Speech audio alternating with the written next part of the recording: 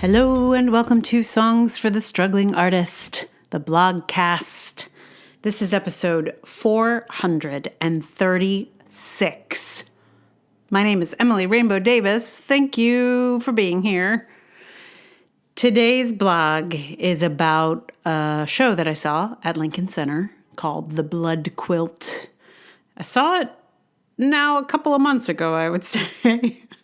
I don't like to be super on top of things and current, obviously, but also with theater stuff that's like, I'm not trying to be trouble. You know what I'm saying? Like, I want to, there's things I want to talk about, but also, like, I don't want to hurt their ticket sales or necessarily speak critically of a show that's, like, currently happening. I'm not sure it might, I mean, maybe reading this post would make people want to go see the show. I don't know. Could be. But I guess it sort of feels like, you know, we have this kind of etiquette in the theater where we don't talk bad about the show while we're in the theater of the show. I mean, sometimes we do. I'm not going to lie. But for the most part, we try and be cool in the space while the show is happening. And I feel like I retain that kind of policy unless I'm really mad about it. I feel like with these, I usually wait until the show has closed. So it's not about whether to go or not to go to the show or any of those things. This is just a question of craft and how we pay attention to it and stuff like that. So let me read it to you. It is called I Went to See a Play About a Quilt. The main reason I wanted to see The Blood Quilt was because it was about a family making a quilt together. And having made some quilts with my family, I was interested. I don't see a lot of plays about stuff I know about, so I was curious. Would I gain some insight into my own experience? Discover some hidden metaphor in my family's crafting? Would I learn something about crafting?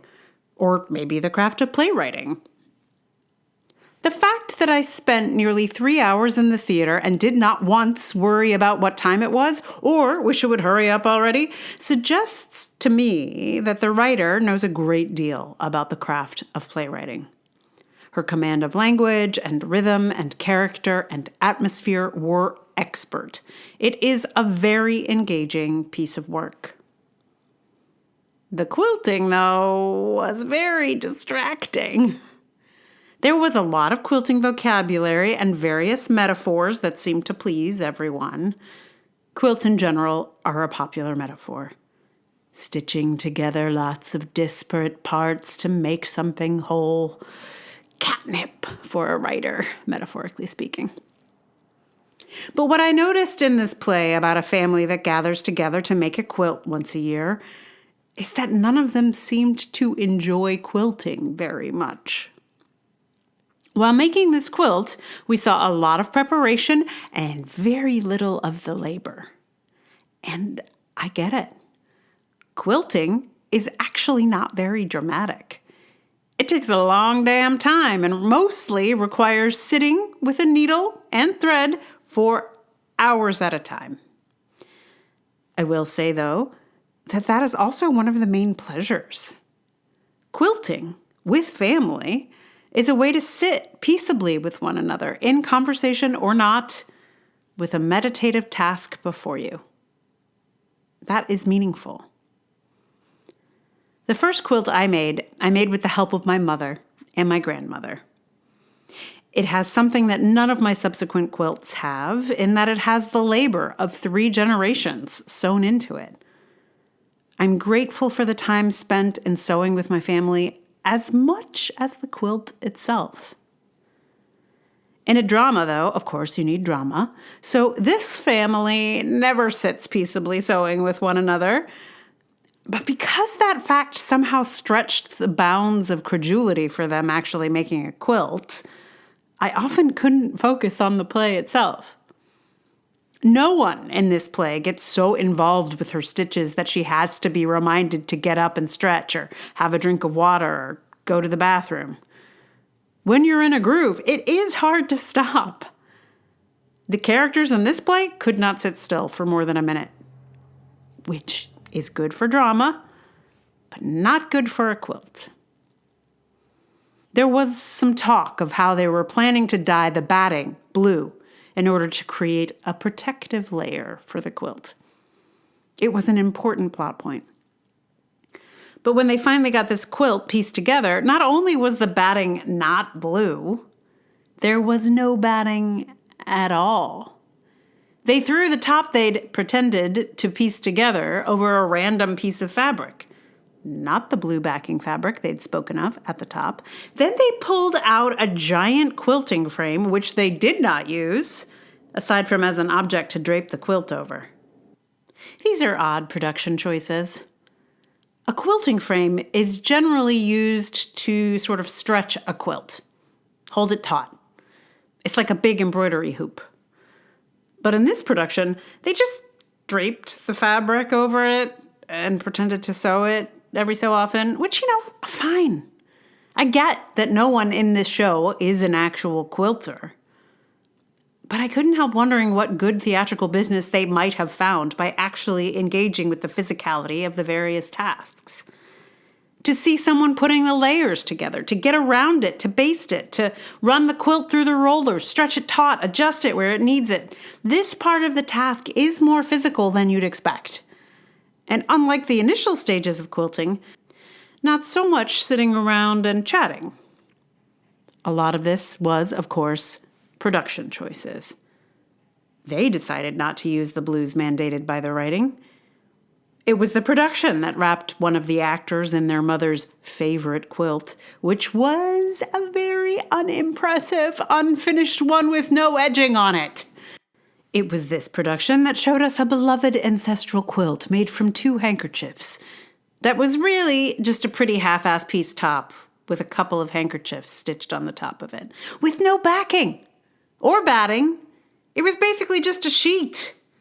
And this was the beloved work of their accomplished ancestors. Look, I know how long it takes to make a quilt. I'm sure someone in the prop or costume shop had to cobble that one together really fast because it's so specific. They couldn't just use someone's grandma's quilt, so they made one. But they didn't finish it because quilts take a long damn time. Meanwhile, hanging on the set are some absolutely gorgeous quilts that they must have borrowed from, say, the American Craft Museum or something. They're genuinely beautiful, extraordinary work. And then on stage, in the actors' hands, are these unfinished, crappy scraps of fabric. I don't envy the shops that had to handle this situation. I know it must have been an enormous challenge just to make the multiple versions of the quilt that is the centerpiece of the show. Oh, and speaking of the centerpiece, there was a lot made about the tradition of the centerpiece of this quilt, which was nice, metaphorically speaking. They made a lot of meaning out of it. But I've made quite a few quilts, and I have never had a centerpiece.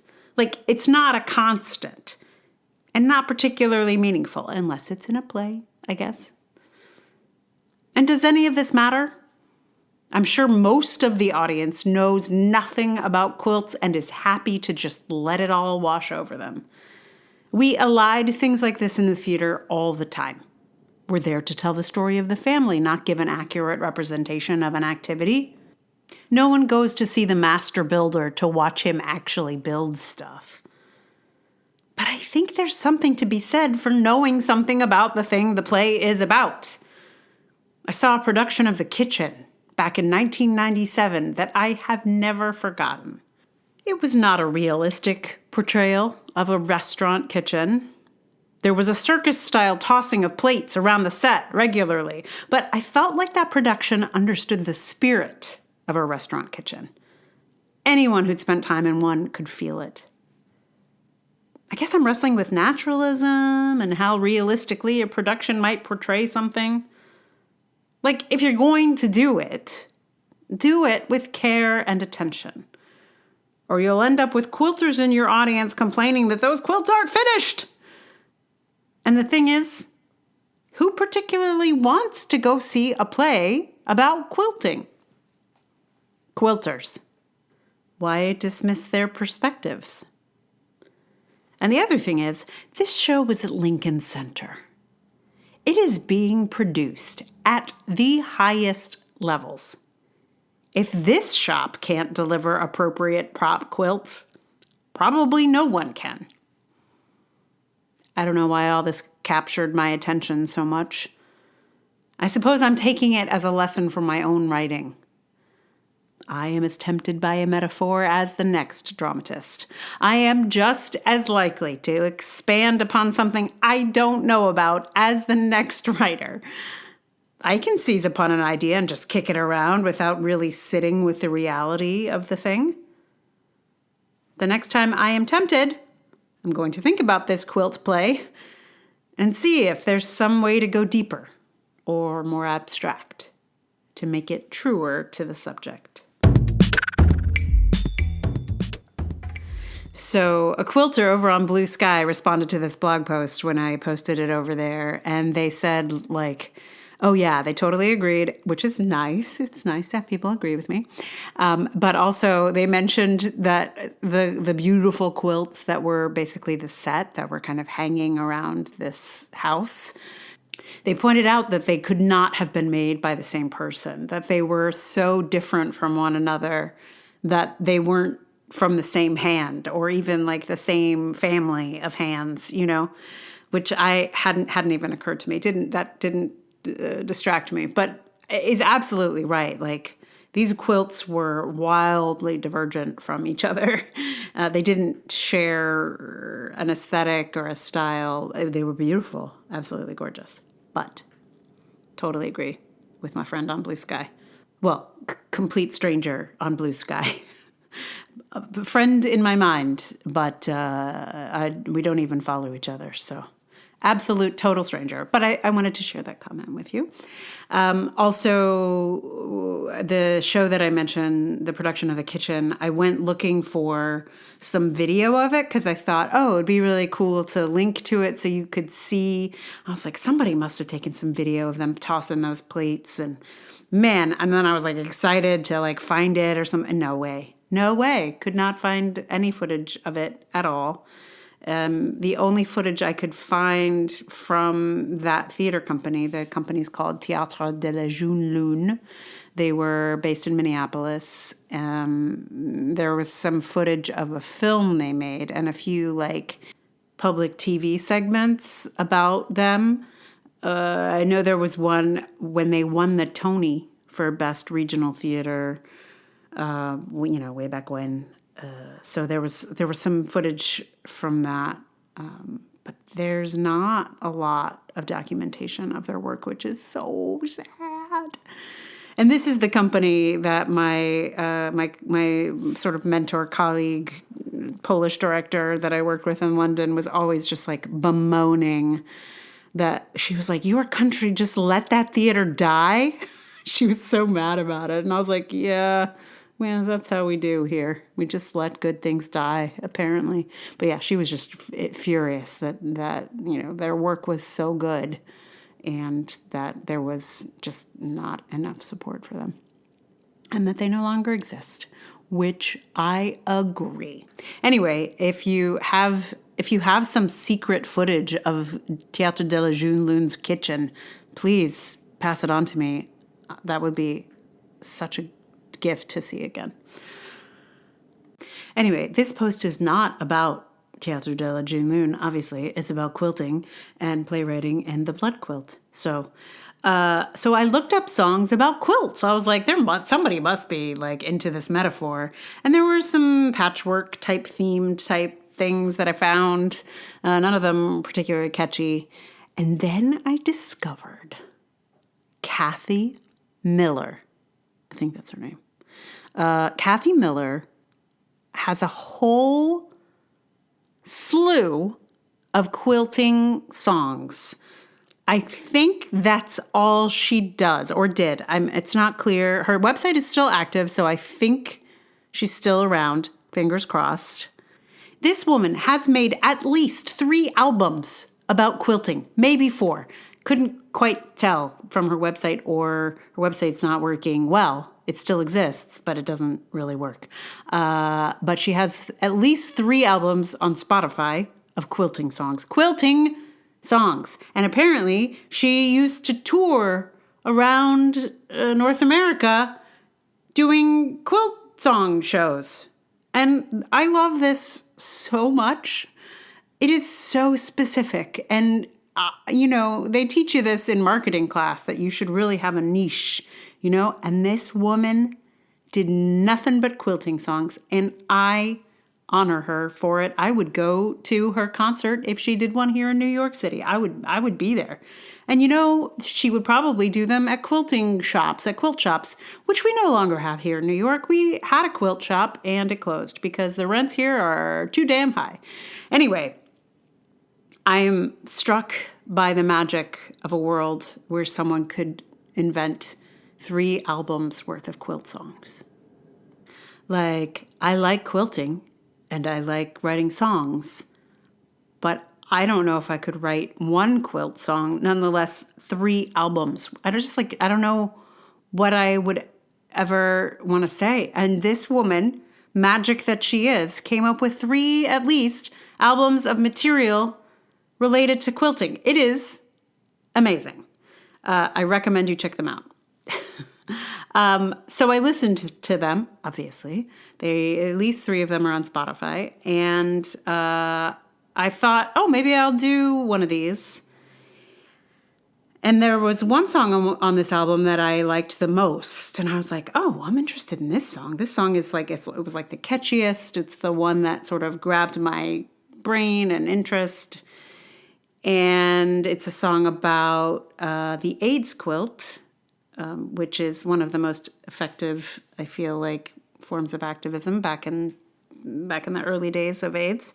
Anyway, I was like, this song is great. And then I discovered from the liner notes that the Kathy Miller did not write this song. This song is actually by a woman named Kathy Fink, whose name is incredibly familiar to me, and I feel like I maybe must have met her or... Anyway, so I went with this song because it was the one that I felt like I could learn most easily and quickly for the purposes of this podcast. And that in this moment where we have to be so creative about how we make change, that it's good to be reminded of the power of that AIDS quilt, which still exists, by the way. I think it's currently in San Francisco, but there's also, I just discovered, kind of a searchable database of the quilt. So if you look for a name that's in the quilt, I think they show you the panel of it. I mean, that's amazing. And there are, I think, 50,000 panels on that AIDS quilt. So I just felt like it would be nice to tap in to that kind of powerful message from those days. So I have learned Names by Kathy Fink, and I will play that for you in just a moment. Meanwhile, thank you so much for listening. If you like this podcast, please tell someone about it. Like, review, subscribe, do all the things that any of the podcasts tell you to do. If I haven't told you to do it, go ahead and do it because, it can't hurt. And if you'd like to support it with your dollars, that would be amazing. Patreon.com/Emily R. Davis is the hot spot, but there's also Ko-fi, there's PayPal. All those links are in the show notes. There's also Substack. If you are a Substack person, you can sign up to be a paid subscriber. Or if there's a way that you like to support artists, let me know about it and I will join. Mostly, though, I thank you for your attention because in this world, we have quite a limited amount of it and I'm very grateful to have yours. So, let me play for you this song written for the AIDS quilt. I don't know that there's anything I need to tell you about it. There is only one line that makes me think like, wait, but that's not quilting, which is she talks about having things weaved in together. And we don't do weaving in quilting. So, but I understand it as a metaphor, so it doesn't bother me. But it didn't pop out when I first listened to the song. That is now. Once I started to learn it, I was like, hey, wait a second.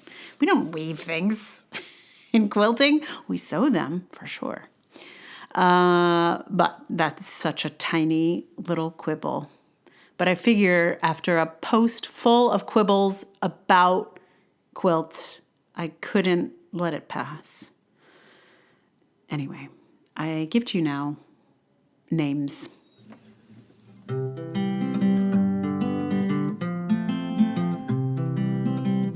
patchwork of thousands of precious names must be someone that you know, woven together in a quilted frame, names the loved ones won't let go.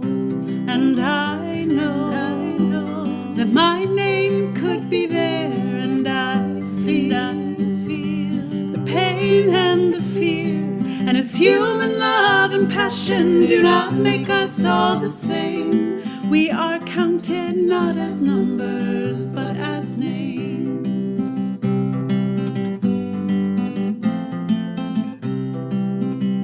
We grieve for the lovers and the families, and I pray they'll meet again someday. But until that time, I will carry the flame. As the numbers grow, we won't forget their names. And I know that my name could be there, and I feel the pain and the fear. And as human love and passion do not make us all the same, we are counted not as numbers, but as names.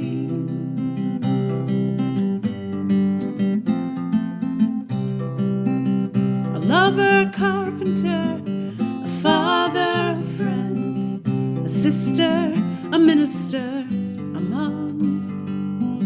Each quilted piece holds a memory. Each memory helps us to go on. And I know that my name could be there, and I feel the pain and the fear. And as human love and passion do not make us all the same, we are counted not as numbers but as names. And as human love and passion do not make us all the same, we are counted not as numbers, but as names.